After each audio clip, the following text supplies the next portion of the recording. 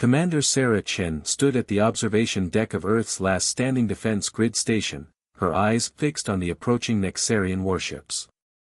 Their sleek, crystalline vessels refracted the morning sunlight into deadly prismatic patterns across the sky. The aliens had already demonstrated their devastating sonic weapons on Sydney and Buenos Aires, entire cities reduced to rubble by frequencies that shattered not just glass and steel, but human resolve itself. Or so they thought. "Status report on the frequency shield," Sarah called out, her voice steady despite the tension crackling through the command center. Lieutenant Rivera's fingers danced across his console, bringing up a holographic display of the defense grid's coverage. "The conventional shields are failing, Commander. Their harmonic disruption is unlike anything we've seen before. It's as if they've found the resonant frequency of our fear itself." Sarah allowed herself a small smile. "Then it's time we show them what human frequencies can do. Initialize Project Chorus."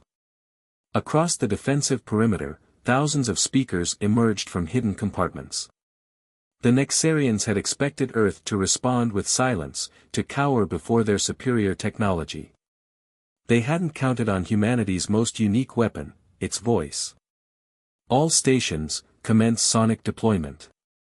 Pattern Alpha 7, Sarah commanded." As the words left her mouth, something extraordinary began to happen. The defense grid, powered by the collected voices of 10,000 choir members, orchestras, and musicians from around the world, awakened. The first note struck like lightning, a perfect fusion of classical orchestration and modern rhythms, layered with harmonies from every human culture. The Nexarian ships faltered, their crystalline structures vibrating in unexpected ways. Their sonic weapons, designed to create fear and chaos, met a wall of human creativity and emotion. "They're pulling back," Rivera exclaimed, watching as the closest warships adjusted their position. "The harmonic interference is disrupting their targeting systems." Sarah leaned forward, studying the tactical display. The Nexarians had always viewed sound as a weapon, but humans had spent millennia turning it into art. That was something their algorithms couldn't process, the unpredictability of creative expression. "Push the advantage," she ordered. "Bring in the secondary harmonic layers." The defense grid responded, adding layers of indigenous chants, gospel choir harmonies, and the driving beats of electronic music. Each element had been carefully chosen, not just for its acoustic properties, but for the emotional resonance it carried. The Nexarian ships began to show signs of stress, their crystal hulls developing microscopic fractures where conflicting frequencies met. Deep in the command center's acoustic lab, Dr. Emily Zhang's voice crackled over the comm. "Commander, we're detecting unusual patterns in their ship's response to different musical elements. The gospel harmonies in particular, they're creating some kind of cascading effect in their neural networks." "Explain," Sarah demanded, even as she watched 3 more Nexarian vessels retreat from the defensive line. "It's not just the sound waves," Emily continued, excitement breaking through her professional demeanor. "It's the emotional content. Their technology seems to respond differently to music that carries strong human feelings. They built their weapons to counter logic and physics, not passion and creativity." Sarah absorbed this information, her mind racing with possibilities. The Nexarians had spent centuries perfecting the science of sound as a weapon, but they had never encountered a species that had turned it into art. They couldn't comprehend how humans could take something as mathematical as acoustic waves and transform it into expression of joy, sorrow, defiance, and hope. "All stations," she broadcast, "this is Commander Chen. Adjust your harmonic output to emphasize emotional resonance. Focus on pieces that tell our story, our struggles, our triumphs, our unwillingness to submit to anyone who would deny our right to exist." The response was immediate and overwhelming. The defense grid's output shifted, becoming more than just a defensive barrier. It became humanity's voice, raised in collective defiance. Folk songs mixed with classical symphonies, tribal drums blended with rock anthems, all united in a single purpose, to show the Nexarians that Earth would not be silenced. As the alien fleet continued to withdraw, Sarah received reports from around the globe. Other defense stations were adopting the same strategy, using humanity's musical heritage as a shield against the Nexarian sonic attacks. For the first time since the invasion began, they had found a way to fight back. "Commander," Rivera called out, his voice tight with controlled excitement, "we're detecting communications between their ships. Massive data exchanges. I think we've confused their entire tactical approach." Sarah nodded, watching as the last Nexarian ship disappeared into the upper atmosphere. They had won this battle, but she knew the war was far from over. The aliens would analyze, adapt, and return with new strategies. But now humanity knew something crucial: their greatest strength lay not in matching the Nexarians' cold precision, but in embracing the very things that made them human. "Send word to all remaining defense stations," she ordered. "Tell them to begin collecting musical compositions from their regions. We need everything: classical, folk, modern, experimental. The Nexarians tried to use sound to destroy us. We'll use it to remind them, and ourselves, what we're fighting for." As the command center erupted in focused activity, Sarah turned back to the now empty sky. Somewhere up there, the Nexarians were trying to understand what had happened, attempting to analyze music as if it were merely another weapon. They didn't understand that they had encountered something their advanced technology couldn't quantify: the human spirit, expressed through centuries of musical evolution. The next attack would come soon enough. But for now, Earth had found its voice, and it was singing a song of defiance that echoed across the stars. Maya Patel hadn't expected her 15 years of classical Indian training to become a military asset. Yet here she was, standing before a group of soldiers in what used to be the London Symphony Orchestra's rehearsal hall, teaching them how to turn their voices into weapons. "The key isn't volume," she explained, her fingers running across the strings of her sitar. "It's resonance. The Nexarians built their technology around pure tones, mathematical precision. But human music?" She played a complex raga, letting the microtones hover in the air. "We exist in the spaces between notes." The soldiers watched with a mixture of skepticism and desperate hope. Among them was Captain Thomas Burke, who had seen his entire unit decimated by Nexarian sonic weapons in Edinburgh. "With all due respect, Ms. Patel," he said, "how is traditional music going to stop their arrays?" Maya smiled, setting down her sitar. "Watch." She nodded to her assistant, Dr. Karen Wong, who activated a captured Nexarian sonic emitter they'd been using for training. The device hummed to life, its crystal core pulsing with deadly energy. Maya began to sing, her voice carrying the ancient tones of Hindustani classical music. The soldiers instinctively covered their ears, expecting the usual devastating effect of the Nexarian weapon. Instead, they watched in amazement as the crystal core's pulsing became erratic, its deadly resonance disrupted by the complexity of Maya's microtones. "Human music isn't just sound," Maya explained, maintaining the intricate melody. "It's mathematics we feel rather than calculate. The Nexarians understand frequency and amplitude, but they don't understand expression." She gestured to the struggling emitter. "Their weapons expect logical progression. We give them improvisation." Dr. Wong cut in, her excitement evident. "We've analyzed the data from Commander Chen's defense grid success. The Nexarians' neural networks show signs of overload when exposed to certain human musical elements. They literally cannot process the emotional components we embed in our music." Maya picked up her sitar again, demonstrating how different playing techniques affected the captured device. Every culture on Earth has its own musical tradition, its own way of expressing the human experience. The Nexarians tried to turn sound into a pure weapon, but we've spent millennia turning it into art. That's our advantage. The training session continued as Maya worked with small groups, teaching them to find their voices. Some soldiers learned to project traditional folk songs, others focused on harmonic chanting, and a few even picked up instruments. The rehearsal hall became a laboratory where military precision met artistic expression.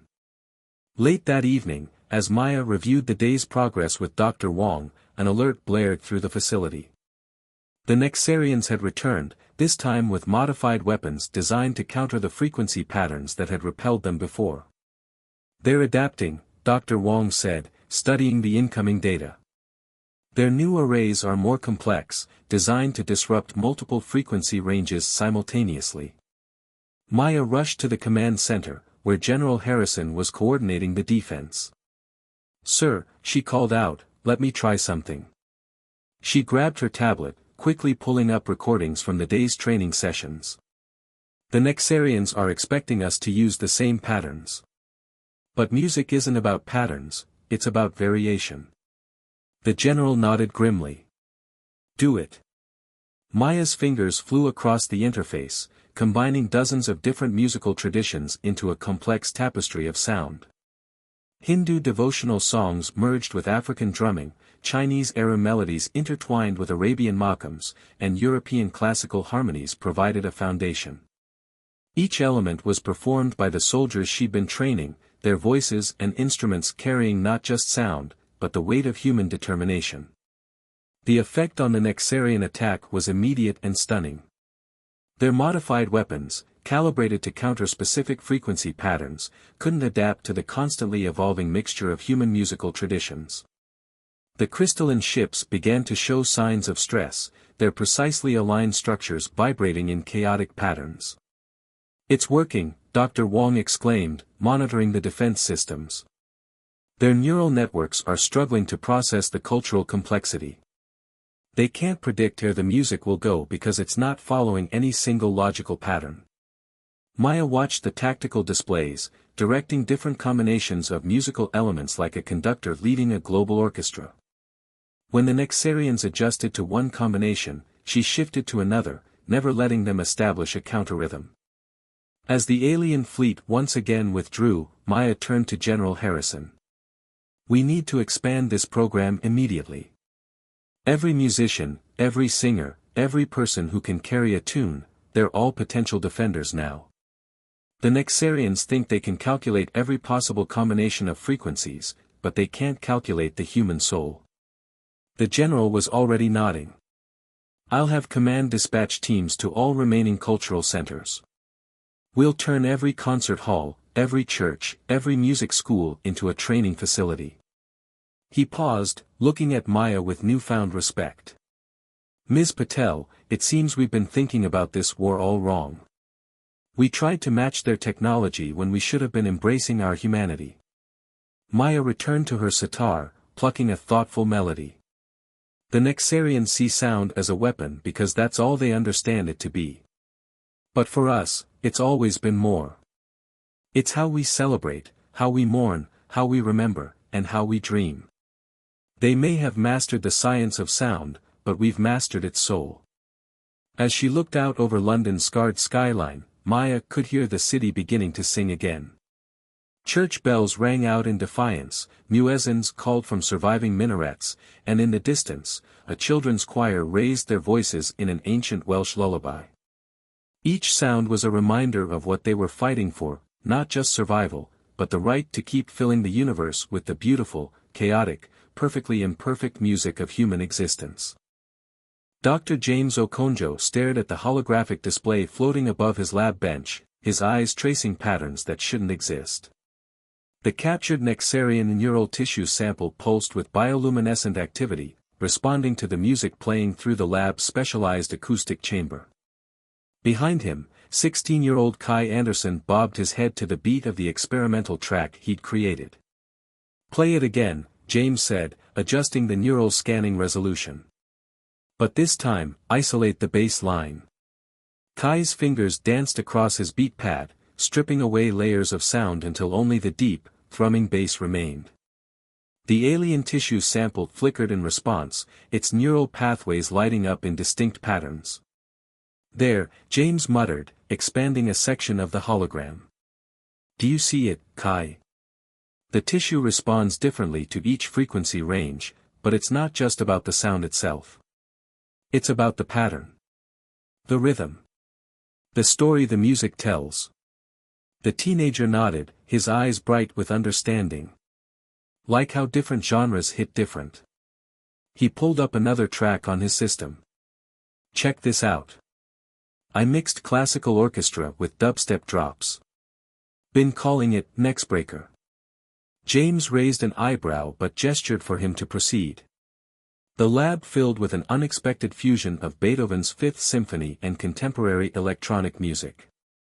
The neural tissue exploded with activity, its patterns becoming increasingly chaotic. Fascinating, James breathed, capturing the data. The sudden genre shifts create cognitive dissonance in their neural architecture. They literally can't process the artistic leap from classical structure to modern chaos. The discovery had been accidental. Kai, the son of one of the lab technicians, had been listening to his music mix during a routine analysis when they noticed the unusual readings. Now, 3 weeks later, they were on the verge of understanding something fundamental about their alien adversaries. James activated his comm link. Commander Chen. You need to see this. He transmitted the latest data while continuing his analysis. The Nexarians don't just hear music differently, they experience it as a form of mathematical truth. When we violate their expected patterns, it creates something akin to a logical paradox in their minds. Sarah Chen's voice crackled through the speaker. Can we weaponize this? We already are, Kai cut in, then quickly added, sorry, Commander. But look at what happens when we add this. He layered in a complex jazz improvisation over his classical dubstep fusion. The neural tissue's response became even more erratic. The kid's right, James confirmed. Every genre of music humans have created represents a different way of interpreting sound, of telling our stories. Jazz, with its improvisation. Classical, with its structured complexity. Electronic, with its synthetic manipulation. Each one challenges the Nexarian understanding of what sound can be. The implications were staggering. Humanity hadn't just stumbled upon a defense against the Nexarian sonic weapons, they discovered a fundamental weakness in how the aliens processed reality itself. Dr. Okonjo, Sarah's voice was tight with controlled excitement, how quickly can you develop this into a deployable system? James looked at Kai, who was already pulling up more tracks. We'll need every musician, producer, and composer we can find. The more genres we mix, the more powerful the effect. But there's something else. He hesitated, watching the neural tissue's response to a new combination. Commander, I don't think this is just about defense anymore. These patterns suggest the possibility of communication. The lab fell silent save for the gentle hum of equipment. Even Kai stopped his mixing, understanding the weight of what James had just proposed. Explain, Sarah ordered. James adjusted the holographic display, highlighting specific neural pathways. The Nexarians use sound as a weapon because that's how they naturally communicate, through precise, mathematically perfect frequencies. Our music doesn't just disrupt their weapons, it's introducing them to entirely new concepts. Emotion. Improvisation. Artistic expression. We're not just defending ourselves, we're speaking to them in ways they've never experienced before. Kai's fingers moved across his console, this time pulling up something unexpected, a recording of a mother's lullaby. The neural tissue responded with patterns unlike anything they'd seen before. Look at that, the teenager whispered. It's learning. James nodded slowly. Commander, I recommend we continue developing our sonic defense systems, but we should also explore this communication angle. The Nexarians attacked Earth because they saw us as primitive, our use of sound chaotic and meaningless. What if we could show them that our music isn't chaos, it's a different kind of order? One based on emotion and creativity rather than pure mathematics. Sarah was quiet for a long moment. Proceed with both approaches, she finally said. But prioritize the defense systems. We can't risk everything on the hope of communication. As the comm link closed, James turned to find Kai already deep in his mixing software, layering together dozens of musical styles from around the world. The neural tissue pulsed in response, its patterns growing increasingly complex but less erratic, less like chaos and more like a conversation. "What are you calling this one?" James asked, watching the display with growing fascination. Kai smiled, adding a final layer of harmonics. "First Contact."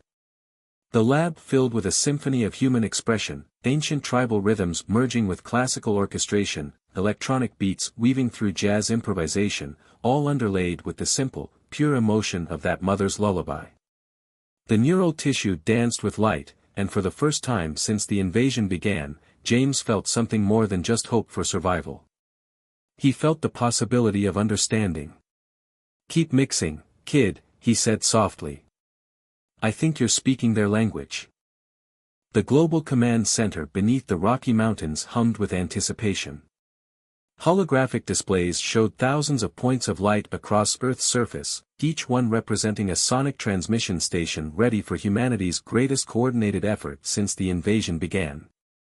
Commander Sarah Chen stood at the central platform, surrounded by screens showing faces from around the world, Maya Patel in London, Dr. James Okonjo in his Lagos laboratory, and hundreds of other coordinators at their stations.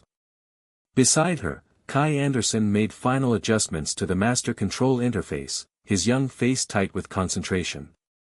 "All stations, report status," Sarah commanded. The responses came in a cascade of voices, each confirming their readiness. Humanity had transformed every major concert hall, stadium, and amphitheater into a sonic defense station.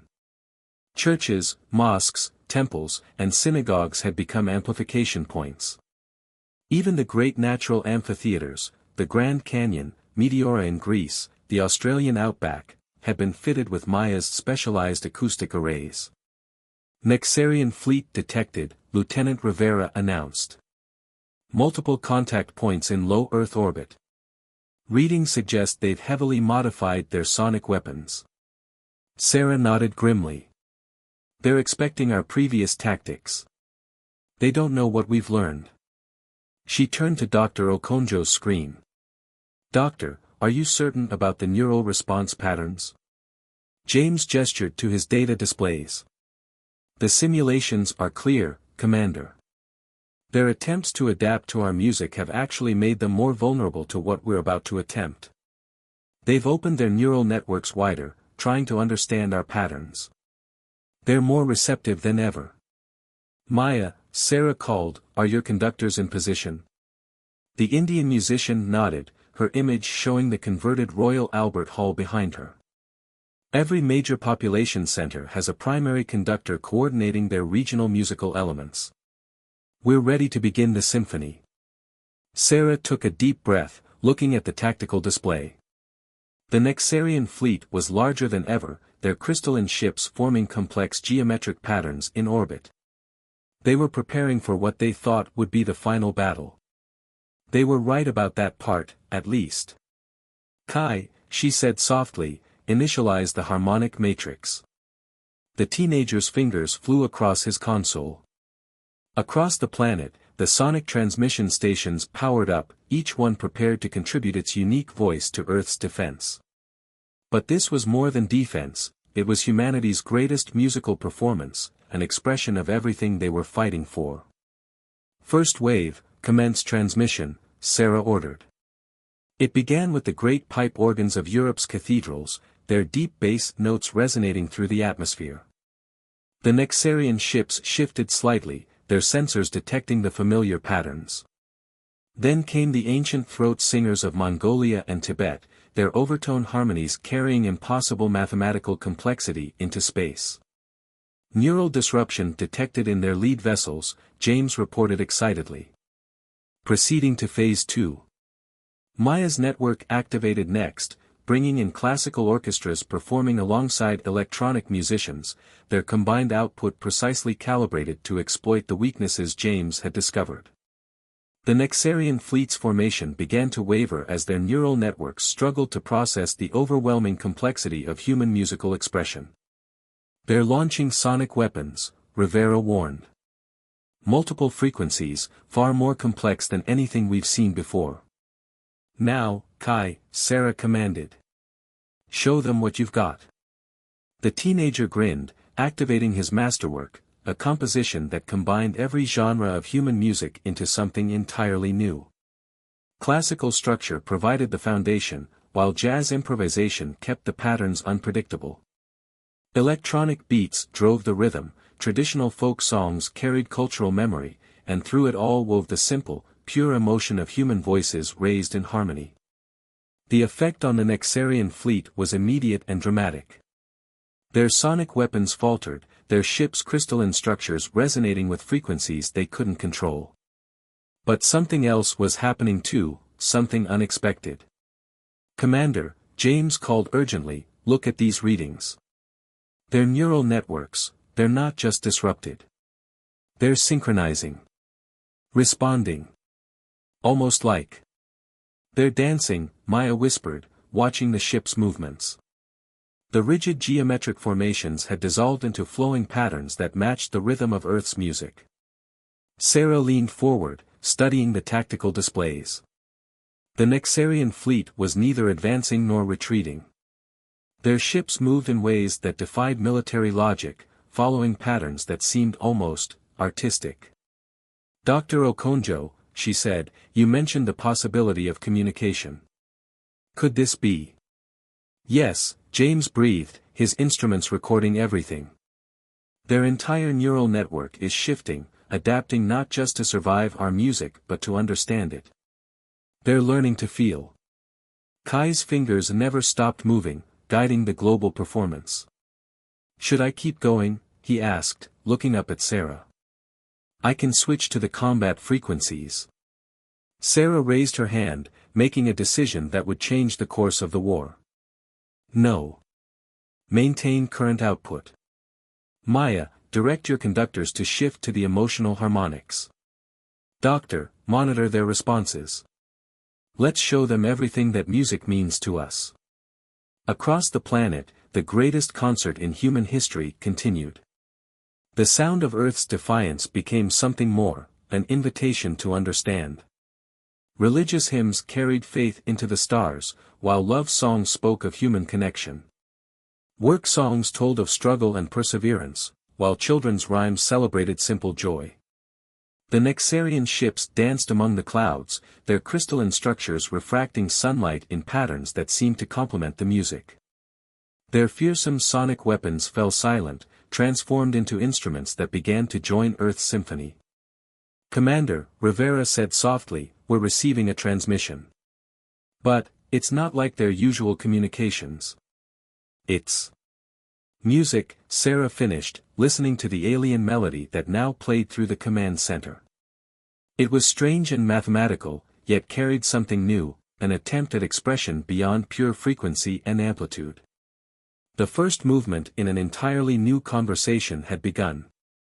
Humanity had not just defended itself, it had taught an alien race to sing. In his London studio, Kai was already mixing the Nexarian melody into Earth's symphony, creating something that had never existed before, the first true collaboration between human and alien artists. The war wasn't over, but its nature had fundamentally changed. The crescendo of combat had become the birth of understanding. 3 months after the Great Symphony, as humans had taken to calling it, the New York Philharmonic Hall hosted an unprecedented performance. The audience contained both humans and Nexarians, the latter's crystalline forms modified to allow them to sit comfortably in chairs designed for human bodies. On stage, Commander Sarah Chen stood beside Nexarian High Resonator VYX, their contrasting figures illuminated by soft lights. "When we first encountered your sonic weapons," Sarah addressed the mixed crowd, "we thought we were facing our extinction. Instead, we found a bridge between our species." She gestured to where Maya Patel sat with her sitar, next to a Nexarian sound sculptor whose crystalline instrument defied human description. "Today, we celebrate not just peace, but the beginning of a new form of art." In his specially designed booth, Kai Anderson readied his mixing equipment, while Dr. James Okonjo made final adjustments to the neural harmonics monitors. The performance they had planned would either cement the peace between their species or prove that their differences were too fundamental to overcome. High Resonator VYX stepped forward, their crystalline form refracting light in patterns that humans had learned to recognize as emotional expression. When they spoke, their words were translated both through technology and through subtle harmonic undertones that carried meaning beyond language. We came to Earth believing we had mastered sound, VYX's harmonics rippled through the hall.